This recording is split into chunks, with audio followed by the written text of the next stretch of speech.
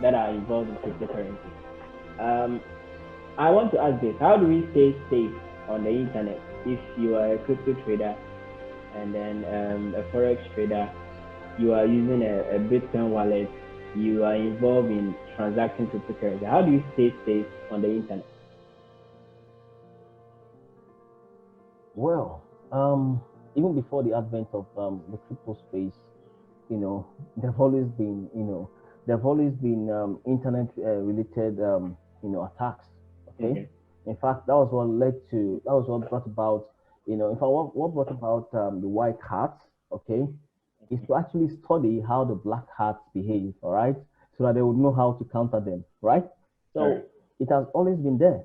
So the rule has always been simple. The rule is, make sure your accounts are well protected with a very strong password. Okay. Okay. What I mean, a password that you can have, if possible, you can have it in your head without writing it anywhere. Because some people they make the mistake of maybe writing their password on their devices or on a file that maybe someone bumps into their system. Maybe they went, for example, they went to the washroom and someone bumps in and just click on their document and you'll see them save their passwords like my passwords, and somebody just clicks it and takes a picture of it. You understand, on their Yeah, machine I do. without them even knowing. Some people even expose their usernames and all that. Now, as part of what we teach students, we teach them about social engineering because social engineering is one of the ways that hackers use to actually get people into releasing their details. If you check your mails, sometimes you'll see a lot of mails that are actually prompting you to submit your login details and your password. You really don't know where they're coming from, but you keep getting these mails. Sometimes they might be so I don't know how these guys are. I don't know how they're able to see that you are actually part of a particular program or you're part of a particular network. You'll just get a message like, oh, this has happened and you need to reset your account. Click on this link. So if you don't pay close attention to where the message is coming from, especially sometimes they use the exact logo of the company. Okay, sometimes they use the exact logo of the company that they know that you're part of.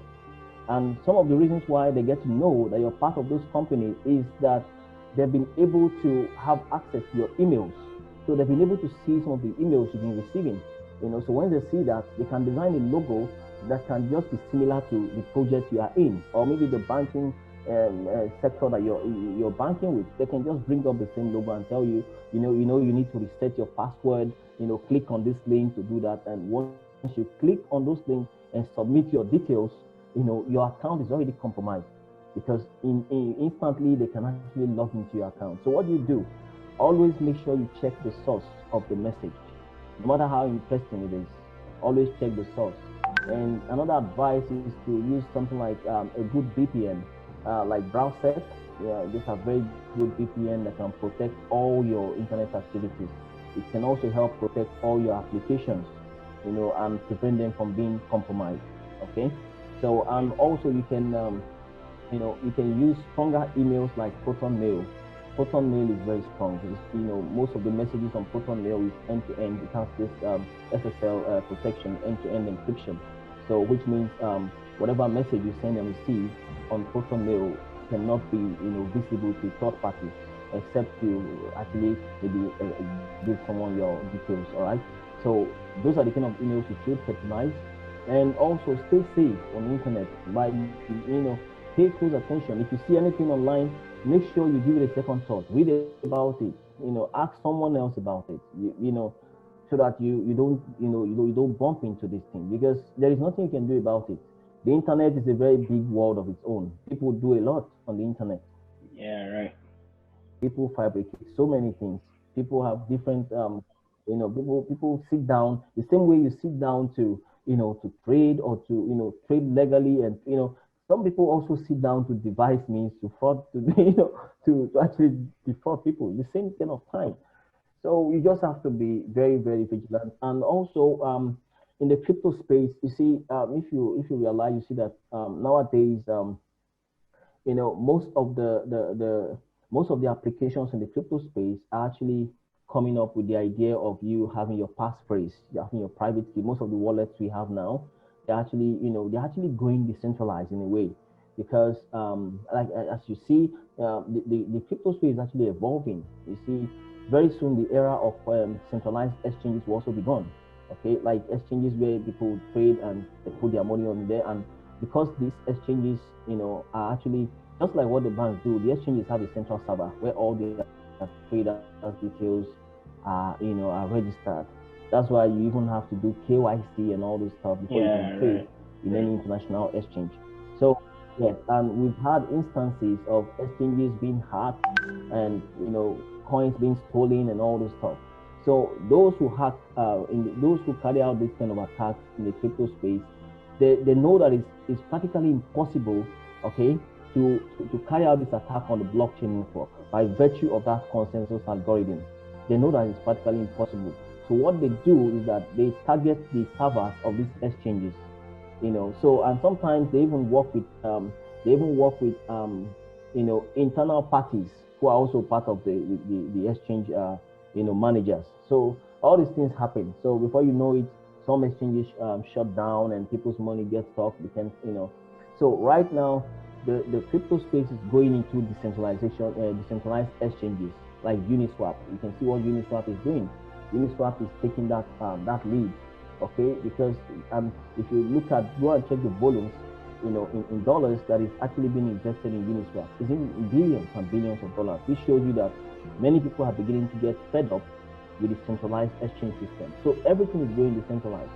But as it is going decentralized, you must learn how to protect your private key. Because in those days of centralization, the creators of those wallets, the creators of those platforms, they actually hold your private key and give you your basic login details, so that when you forget them, they can help you reset it. Okay. Yeah, yeah. But now when they go totally decentralized as they are going, they're going to give you access to everything. They'll give you your private key, which could be in form of sometimes 12-word phrase, or and also the main private key itself. You can copy it and write it down in a very safe place. Keep it private yourself. Okay, keep it so Okay. private, because if anybody has access to your passphrase, they can actually access any of your wallets. Okay, so how to stay safe is to protect your passphrase. And one good thing, I won't say it's a bad thing, is that when you lose your passphrase and you can't remember your password, if you lose your device, nobody can help you recover your money. Not even the people who created the platform that you're using, because what they would have used is your private key, which they have given to you. Okay, so they Okay. cannot help you anymore. So as an intending, if you intend to come into the crypto space, you must pay attention to. First of all, you need to get basic foundation. You see, everything I've said now looks very simple, but it's actually Yeah. not simple for a beginner. So you need to get that foundation. The foundation is going to help you to stand on your feet. It's going to help you to know what is real and what is not real. Because the crypto space is really very interesting if you know how to play on it. Okay, you can actually dance with a scammer and get away without, sorry, without them, biting you. Okay, Yeah. because Yeah. you know. But okay, so yeah, so and there is nothing anybody can. You can't say, it's going to get to a point where people will not want to scam people online. I don't think any time like that is ever going to come. So, but you have to prepare yourself, to be conscious of what you do. All right. So, and when you're coming into the crypto space, you need to get the foundation, get the basics, learn how to create secured wallets for yourselves, learn how to, once you have this basic background, you can now build from there. Okay. So that is my advice to, to those who intend to come in. And security wise, if you put some of these things into actions, I'm sure it's going to help you. All right.